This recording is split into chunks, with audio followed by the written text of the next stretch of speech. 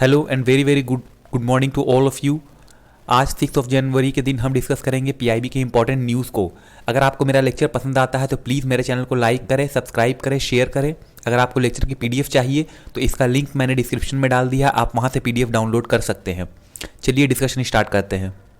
पहली न्यूज़ है blue economy के बारे में। देखिए, इससे पहले कि हम कॉन्टेक्स्ट डिस्कस करें, हम जान लेते हैं ब्लू इकोनॉमी के बारे में। तो ब्लू इकोनॉमी जो है, इसकी डिफिनीशन दी है वर्ल्ड बैंक ने। तो यहां पर उनके अकॉर्डिंग जो ब्लू इकोनॉमी है उसमें यूज किया जाता है ओशन रिसोर्सेज का इकोनॉमिक ग्रोथ करने के लिए। तो यहां पर जो ओशन रिसोर्सेज है उसका सस्टेनेबल यूज किया जाएगा कि कोई भी जो कंट्री है वो अपनी इकोनॉमी ग्रोथ कर सके और जो वहां की लाइवलीहुड है उसको इंप्रूव किया जा सके और साथ साथ जॉब की क्रिएशन भी हो सके। तो ऐसा नहीं है कि यहां पर ओशन रिसोर्सेज को एक्सप्लॉइट करना है, नहीं, यहां पर ओशन रिसोर्सेज का सस्टेनेबल वे में यूज करना है और साथ ही साथ जो हेल्थ है ओशन इकोसिस्टम की उसको ही प्रिजर्व करना है। अब कॉन्टेक्स्ट जान लेते हैं। देखिए, यहां पर हमारे देश के प्राइम मिनिस्टर नरेंद्र मोदी जी ने कहा है कि जो डेवलपमेंट है कोस्टल एरिया का और जो वेलफेयर है हार्ड वर्किंग फिशरमैन का, वो हमारी इंपॉर्टेंट प्रायोरिटी है हमारे गवर्नमेंट की। साथ ही साथ उन्होंने एक मल्टी प्रोंग प्लान यानी कि बहुआयामी प्लान को कोस्टल एरिया डेवलपमेंट के लिए यहां पर आउटलाइन किया, जिसमें कि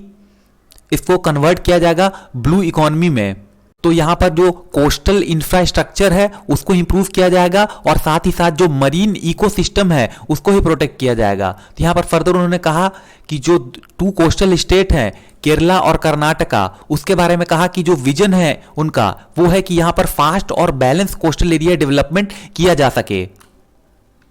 फर्दर उन्होंने कहा कि जो कॉम्प्रिहेंसिव प्लान है for the development of blue economy वो है स्टेट्स लाइक कर्नाटका, केरला और जो भी अदर साउथ इंडियन स्टेट हैं वो इस कॉम्प्रिहेंसिव प्लान के अंतर्गत यहां पर इसको इंप्लीमेंट किया जाएगा। साथ ही साथ ब्लू इकोनॉमी के बारे में उन्होंने कहा कि ये एक इंपॉर्टेंट सोर्स है आत्मनिर्भर भारत का जो गोल है हमारा उसके लिए। तो यहां पर जो पोर्ट्स और कोस्टल रोड्स है उनको कनेक्ट किया गया है, जिसका मकसद है, फोकस है यहां पर कि मल्टी मॉडल कनेक्टिविटी को एक तरह से क्रिएट किया जा सके यहां पर। तो उन्होंने कहा कि हमारा जो एम है यहाँ पर कि जो भी कोस्टल रीजन है उनको हम इस तरह से चेंज करें कि ये ईज ऑफ लिविंग और ईज ऑफ डूइंग बिजनेस को एक तरह से यहाँ पर प्रमोट करें। फर्दर उन्होंने यहाँ पर फिशरमैन कम्युनिटी के बारे में कहा कि जो फिशरमैन कम्युनिटी है वो कोस्टल एरिया पे ही डिपेंड नहीं होती है, कि ऐसा नहीं है कि वो सिर्फ कोस्टल एरिया पे डिपेंड है और वहाँ की जो ओशन वेल्थ है उससे वो फायदा उठा रही है, नहीं। उन्होंने कहा कि वो एक तरह से इस कोस्टल रीजन के गार्डियन के तौर पर भी हैं, यानी कि वो इस रीजन को यहां पर उसका पूरा देख रेख भी करते हैं।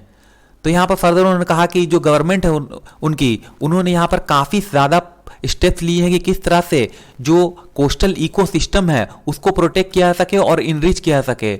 और यहां पर कोस्टल इंफ्रास्ट्रक्चर जो है उसको इंप्रूव करने का मकसद है कि जो भी डिमांड है और राइजिंग नीड है उसको यहां पे पूरा किया जा सके। साथ ही साथ उन्होंने अपनी कुछ स्टेप्स भी बताए किस तरह से उन्होंने फिशरमैन को हेल्प किया है डीप सी फिशिंग के फील्ड में। इसके अलावा separate fishery department providing affordable loans and Kisan credit card to the people engage in agriculture and helping both entrepreneurs and general fisherman. Further उन्होंने कहा कि जो रिसेंटली लॉन्च 20,000 करोड़ मत्स्य संपदा योजना है उसके बारे में कहा कि ये डायरेक्टली जो है लैक्स ऑफ फिशरमैन को यहाँ पर कर्नाटका और केरला के अंदर बेनिफिट पहुंचा चुकी है और इंडिया प्रोग्रेसिवली यहाँ पर फिशरी रिलेटेड एक्सपोर्ट में काफ़ी ज़्यादा प्रोग्रेस कर रहा है। और उन्होंने कुछ स्टेप्स बताए कि जो कि उनकी गवर्नमेंट के द्वारा लिए गए हैं ताकि इंडिया को यहाँ पर quality processed sea food hub के तौर पर प्रेजेंट किया जा सके। तो इस तरह से उन्होंने पूरी डिटेल्स यहाँ पर बताई है ब्लू इकोनॉमी और उससे रिलेटेड जो भी गवर्नमेंट ने कदम उठाए हैं उसको लेकर। अगली न्यूज़ है joint study group and surveillance squad, जो कि चेक कर रही है ammonical nitrogen level in river Yamuna, उसके बारे में। तो यहाँ पर सेंट्रल पॉल्यूशन कंट्रोल बोर्ड यानी कि CPCB ने यहाँ पर एक मीटिंग कन्वीन की 4 जनवरी के दिन, जहाँ पर official of Delhi pollution control committee यानी कि DPCC, Haryana state pollution control board, Delhi Jal board, irrigation and water resources department, Haryana and irrigation and flood control department Delhi ने यहाँ पर डिस्कस की जो रेकरिंग इशू है अमोनिकल नाइट्रोजन की जो इंक्रीज है रिवर यमुना के अंदर, तो उसको यहाँ पर डिस्कस किया, और जो भी शॉर्ट और long term remedial action required हैं उसके बारे में भी डिस्कशन की गई। तो यहाँ पर जो लॉन्ग डिलिब्रेशन रहा इस इशू का, उसमें आइडेंटिफाई किया गया और अग्री किया गया जो भी पॉसिबल रीज़न है कि जो यहाँ पर डिस्चार्ज हो रहा है अनट्रीटेड सीवेज वाटर का up stream town in Haryana, इसके अलावा जो डिस्चार्ज है इंडस्ट्रियल यूनिट में, कॉमन एफ्लुएंट ट्रीटमेंट प्लांट्स और जो सीवेज ट्रीटमेंट प्लांट्स है, तो इसके अलावा जो इलीगल डिस्चार्ज है सीवेज का from unsewered colonies in outer Delhi, तो इस तरह की चीज़ों को यहाँ पर डिस्कस किया गया। देखिए, एक स्टडी कंप्राइज की गई है Delhi Jal board, Haryana state pollution control board, Delhi pollution control committee, irrigation and water resources department Haryana, irrigation and flood control department Delhi. तो इन लोगों ने मिलकर यहाँ पर एक स्टडी ग्रुप को कंप्राइज किया है, जो कि इन सारे मेंबर को मिलकर कॉन्स्टिट्यूट की गई है। तो यहाँ पर जो ग्रुप है उन्होंने वो यहाँ पर रिव्यू करेगी यूनिफॉर्म मॉनिटरिंग प्रोटोकॉल को, और जो रिक्वायरमेंट है कि किस तरह से जो ये मॉनिटरिंग मैकेनिज्म है उसको स्ट्रेंथन किया जा सके और एनालाइज किया जा सके पास्ट डेटा को, और जो भी फील्ड सर्वे है उसको कैरी आउट किया जा सके ताकि जो क्रिटिकल हॉटस्पॉट हैं उनको आइडेंटिफाई किया जा सके, एज वेल एज जो हाई अमोनिया लेवल है उसको भी यहाँ पर आइडेंटिफाई किया जा सके। फर्दर यहाँ पर कहा गया कि किस तरह से यहाँ पर सजेस्ट किया जाए शॉर्ट और लॉन्ग टर्म मेजर को, ताकि सस्टेन्ड सॉल्यूशन को यहाँ पर एडॉप्ट किया सके और जो रिपोर्ट है उसको सबमिट किया जा सके। तो इस पर जो कॉन्स्टिट्यूट है दिल्ली ज्वाइंट सर्विलियंस स्क्वाड की, उन्होंने यहाँ पर इससे अग्री किया।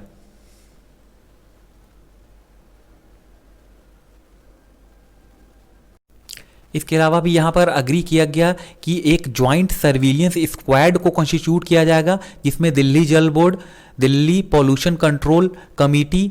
Irrigation and flood control department, इसके अलावा HSPCB और irrigation and water resource department Haryana भी शामिल होंगे। अगली न्यूज़ है new director general for border road organisation lieutenant general Rajiv Chaudhary की जो ब्रीफिंग हुई है यूनियन मिनिस्टर ऑफ स्टेट के साथ, उसके बारे में। तो यहाँ पर जो ब्रीफिंग हुई है उसमें development of north eastern region,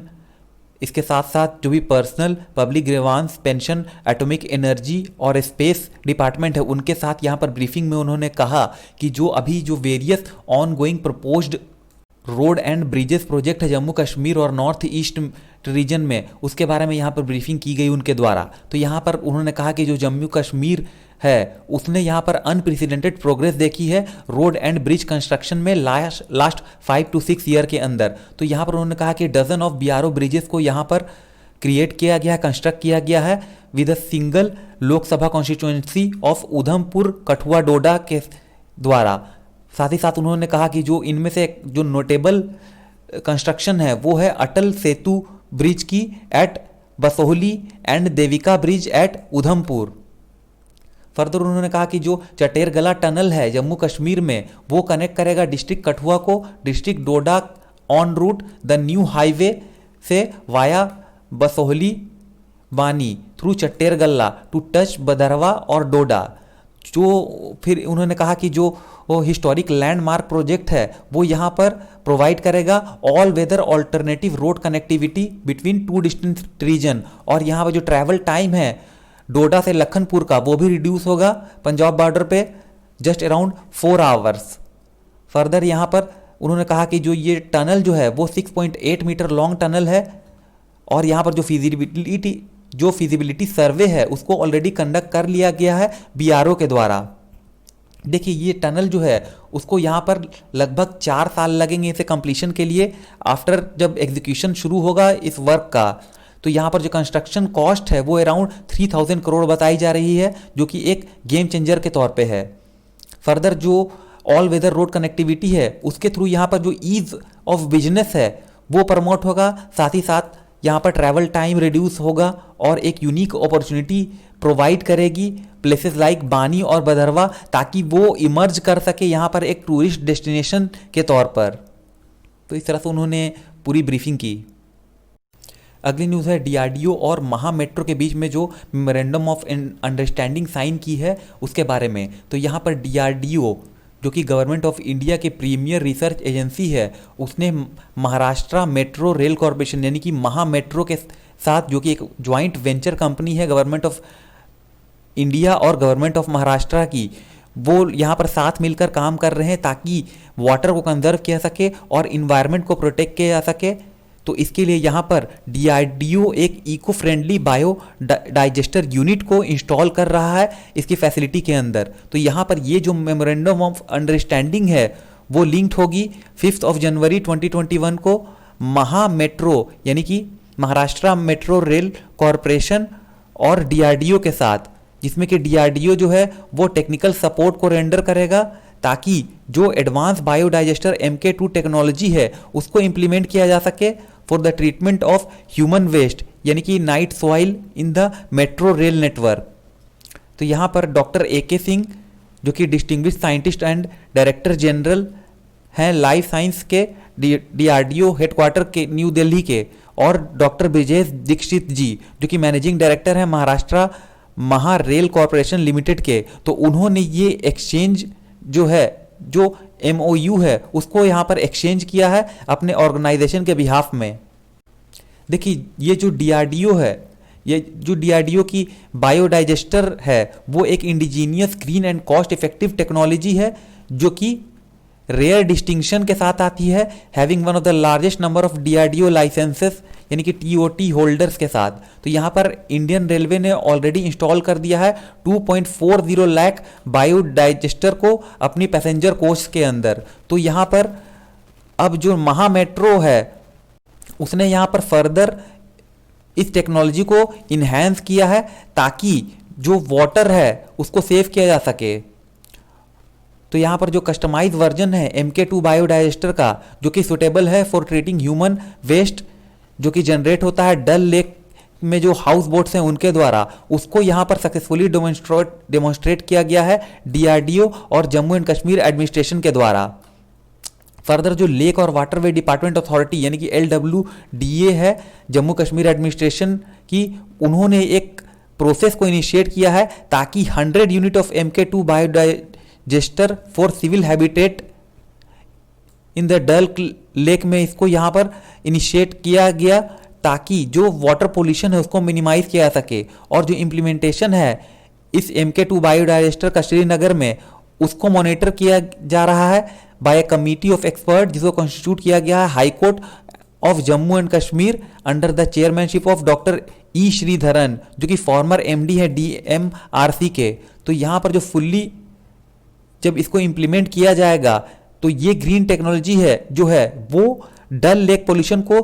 काफ़ी ज़्यादा रिड्यूस करेगी। देखिए इस टेक्नोलॉजी को अपग्रेडेड किया गया है और इसमें इम्प्रूवमेंट किया गया है जो बायो और डिग्रेडेशन इफ़िशियंसी है इसकी उसको। तो साथ में यहाँ पर जो इसका डिज़ाइन है उसको भी मॉडिफाई किया गया है और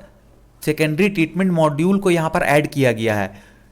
देखिए ये जो न्यू रिएक्टर है उसको डिज़ाइन किया गया है ताकि ये मोर पाथ लेंथ प्रोवाइड कर सके और जो बायोलॉजिकल रिएक्शन टाइम है वो भी फर्दर इंक्रीज हो सके। तो ये टेक्नोलॉजी जो है वो प्राइमरली डेवलप की गई थी आर्म फोर्सेस के लिए जो कि हाई एल्टीट्यूड रीजन में रहते हैं इंक्लूडिंग लेह लद्दाख और सियाचिन ग्लेशियर। तो यहाँ पर डॉक्टर G सतीश रेड्डी जो कि सेक्रेटरी हैं TDR&D और चेयरमैन है DRDO के, उन्होंने जो टीम है उनको यहाँ पर सक्सेसफुल इम्प्लीमेंटेशन के लिए विश किया। अगली न्यूज़ है PM केयर फंड ट्रस्ट के बारे में। तो यहाँ पर PM केयर फंड ट्रस्ट यानी कि prime minister citizen assistant and relief in emergency situation fund trust ने यहाँ पर एलोकेट किया है 201.58 करोड़ ताकि जो 162 dedicated pressure swing absorption medical oxygen generation plant है उसको यहाँ पर इंस्टॉल किया जा सके inside public health facility in the country. तो यहाँ पर जो टोटल प्रोजेक्ट कॉस्ट है वो इंक्लूड करती है 137.33 crore towards supply and commissioning of the plant and management fee of central medical supply store. तो यहाँ पर अराउंड 64.25 करोड़ जो है वो यहाँ पर कंप्रिहेंसिव एनुअल मेंटेनेंस कॉन्ट्रैक्ट के तौर पर यहाँ पर खर्च की जाएंगे। तो यहाँ पर जो प्रोक्योरमेंट है उसको डन किया जाएगा सेंट्रल मेडिकल सप्लाई स्टोर यानी कि CMSS के द्वारा, जो कि एक ऑटोनोमस बॉडी है ministry of health and family welfare की। फर्दर यहाँ पर टोटल 162 प्लांट होंगे जिसकी कैपेसिटी होगी 154.19 मेट्रिक टन। तो इसको इंस्टॉल किया जाएगा 32 स्टेट और यूनियन टेरेटरीज के अंदर। तो यहाँ पर जो गवर्नमेंट हॉस्पिटल्स हैं जहाँ पर कि प्लांट को इंस्टॉल किया जाएगा उसको आइडेंटिफाई किया गया है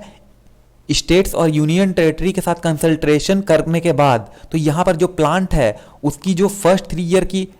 तो यहाँ पर जो प्लांट है उसकी जो वारंटी है वो फर्स्ट 3 ईयर्स के लिए है, और जो नेक्स्ट 7 ईयर्स हो गए उसमें ये प्लांट जो है वो कंप्रिहेंसिव एनुअल मेंटेनेंस कॉन्ट्रैक्ट को इंक्लूड करेगा। फर्दर यहाँ पर जो भी ऑपरेशन और मेंटेनेंस रूटीन है उसको डन किया जाएगा हॉस्पिटल्स और स्टेट्स के द्वारा। तो जो यहाँ पर CAMC यानी कॉम्प्रिहेंसिव एनुअल मेंटेनेंस कॉन्ट्रैक्ट है, इसकी पीरियड के बाद यहाँ पर जो एंटायर ऑपरेशन एंड मेंटेनेंस है उसको हॉस्पिटल और स्टेट्स ही बॉर्न करेगी। तो यहाँ पर जो मैकेनिज्म ये है वो फर्दर स्ट्रेंथन करेगा पब्लिक हेल्थ सिस्टम को और इनेबल करेगा long term systematic augmentation of medical oxygen availability को कॉस्ट इफेक्टिव मैनर में। फर्दर यहाँ पर एडिक्वेट और अनइंटरप्टेड सप्लाई ऑफ ऑक्सीजन जो कि इसेंशियल प्री रिक्विजिट है फॉर मैनेजिंग मॉडरेट और सीवियर केसेस ऑफ कोविड-19, क्योंकि आपने सुना होगा कि काफ़ी समय ऐसा देखा गया है कि जो कोविड-19 के जो सीरियस पेशेंट होते हैं उनको सांस लेने में तकलीफ होती है, तो इस तरह की अवेलेबिलिटी काफ़ी ज़रूरी है। और फर्दर इससे अलग भी कुछ मेडिकल कंडीशन होते हैं जहां पर इस तरह से ऑक्सीजन की नीड होती है, तो उसके लिए भी यहाँ पर काफ़ी ज़रूरी है कि प्रॉपर सप्लाई ऑफ ऑक्सीजन हो। तो यहाँ पर जो इंस्टॉलेशन है PSA ऑक्सीजन कंसंट्रेटर प्लांट का पब्लिक हेल्थ फैसिलिटी के अंदर वो एक इम्पॉर्टेंट स्टेप माना जा रहा है कि जो हेल्थ फैसिलिटीज़ के ऊपर जो डिपेंडेंसी है वो एक तरह से रिड्यूस किया जाए और इनेबल किया जाए इन फैसिलिटीज़ को कि वो खुद के ऑक्सीजन जनरेशन कैपेसिटी को बिल्ड कर सके, यानी कि जो स्टोर और सप्लाई वाला जो डिपेंडेंसी है उसको समाप्त करके यहाँ पर जनरेशन कैपेसिटी को बढ़ाया जाए। तो यहाँ पर इसका पूरा फोकस जो है वो जनरेशन को लेकर के है। अगली न्यूज़ है कामधेनु गौ विज्ञान प्रचार प्रसार एग्जाम के बारे में। तो यहाँ पर जो कामधेनु चेयर या कामधेनु स्टडी सेंटर जो है वो यहाँ पर काफ़ी ज़्यादा अप्रिशिएट इसको किया गया है बहुत सारे लोगों के द्वारा, और कंट्री वाइड ये काफ़ी मोमेंटम भी गेन कर रहा है। तो यहाँ पर जो मास अवेयरनेस है about indigenous cow among young student, इसको यहाँ पर रेस किया जा रहा है जो भी सिटीजन है कंट्री के अंदर उनके बीच में। तो यहाँ पर राष्ट्रीय कामधेनु आयोग यानी कि RKA ये एक नोबेल इनिशिएटिव के साथ आई है कि किस तरह से जो स्टडी मटेरियल है अबाउट काउ साइंस उसको अवेलेबल कराया जाए और कामधेनु गौ विज्ञान प्रचार एग्जामिनेशन जो है इसको कंडक्ट किया जा सके, ताकि जो भी इंडियंस हैं उनके अंदर क्यूरोसिटी पैदा की जा सके काउज के बारे में और उनको अवेयर किया जा सके जो अनएक्सप्लोर पोटेंशियल है काउज का उसको लेकर के। साथ ही साथ यहाँ पर जो बिजनेस अपॉर्चुनिटी है जो काउ ऑफर करती है उसके बारे में, इवन आफ्टर अगर ये दूध देना बंद कर देती है फिर भी, तो यहाँ पर ये जो प्रचार प्रसार एग्जाम है इसको कंडक्ट किया जाएगा ऑनलाइन मोड में, और ये 25 फरवरी 2021 से पूरे कंट्री के अंदर ये एग्ज़ाम कंडक्ट किया जाएगा। देखिए ये जो एग्ज़ाम है इसको 4 कैटेगरी के अंदर कंडक्ट किया जाएगा, जिसमें कि प्राइमरी लेवल यानी कि अप टू 8 स्टैंडर्ड इसमें शामिल होंगे, इसके अलावा सेकेंडरी लेवल पे होंगे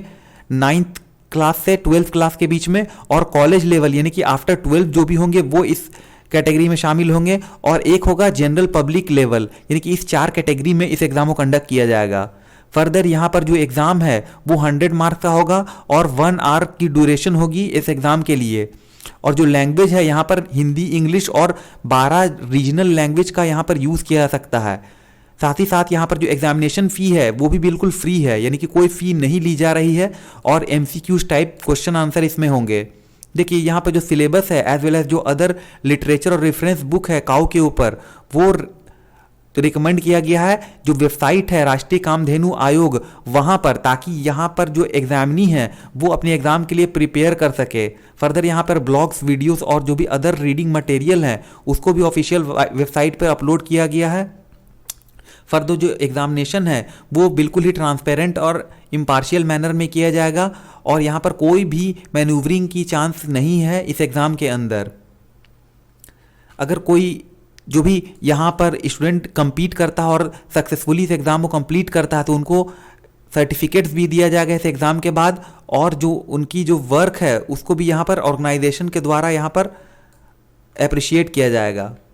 तो यहाँ पर जो रजिस्ट्रेशन लिंक है उसको आप राष्ट्रीय कामधेनु आयोग का जो ऑफिशियल वेबसाइट है kamdhenu.government.in या kamdhenu.blog, वहाँ पर जा कर के ऑनलाइन एग्ज़ाम के लिए रजिस्ट्रेशन कर सकते हैं। तो ये एग्ज़ाम जो है वो एक एनुअल इवेंट है राष्ट्रीय कामधेनु आयोग का, और यहाँ पर ये जो ऑब्जेक्टिव है आत्मनिर्भर भारत की या फिर vocal for local, green India, digital India, clean India, तो इन सब के जो ऑब्जेक्टिव है उसको फुलफिल करेगी। फर्दर ये जो कामधेनु आयोग है उसको कॉन्स्टिट्यूट किया गया है गवर्नमेंट ऑफ इंडिया के द्वारा, ताकि कंजर्वेशन, प्रिजर्वेशन, प्रोटेक्शन और डेवलपमेंट किया जा सके काऊ और इसकी प्रोजेनीज का, ताकि जो कैटल डेवलपमेंट प्रोग्राम है उसको एक दिशा दी जा सके। देखिए आरकेए जो है वो एक हाई पावर्ड परमानेंट बॉडी है जो कि पॉलिसी को फॉर्मुलेट करती है और डायरेक्शन प्रोवाइड करती है कि किस तरह से जो स्कीम है रिलेटेड टू कैटल उसको इंप्लीमेंट किया जा सके। और जो इसका इम्फेसिस है वो है livelihood generation for small and marginal farmer, women और जो भी यूथ एंटरप्रेन्योर्स हैं उनके बीच में। देखिए वीडियो काफ़ी लंबी हो गई है, इसलिए ये वाली जो न्यूज़ है इसको मैं कल डिस्कस करूंगा। Thank you very much for listening.